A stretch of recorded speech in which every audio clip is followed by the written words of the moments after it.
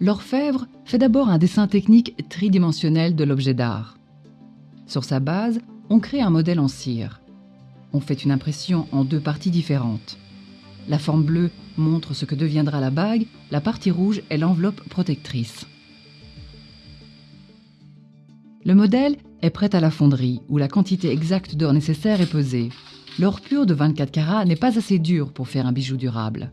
C'est pourquoi il faut faire un alliage. Dans le cas d'or de 18 carats, cela veut dire qu'on emploiera une combinaison de 75% d'or pur et de 25% d'autres métaux comme l'argent ou le cuivre. La plupart du temps, on coule plusieurs bagues à la fois. Les modèles 3D sont soudés sur un arbre de coulée avec de la cire. Mais cette bague-ci est coulée à part à la demande du client. L'arbre en cire est placé dans un cylindre qui est ensuite rempli de plâtre que l'on vide de son air par vacuum.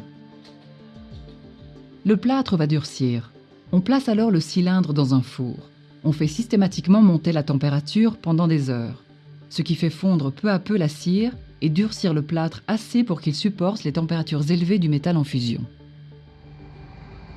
L'alliage d'or de 18 carats est coulé dans le moule à la température de fonte. Quelques minutes après, le moule en plâtre peut être enlevé. Ce qui reste est un arbre en or.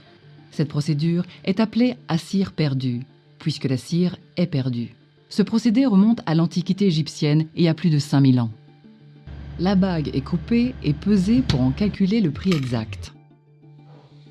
L'orfèvre scie le jet de fonte et aplanit les rugosités.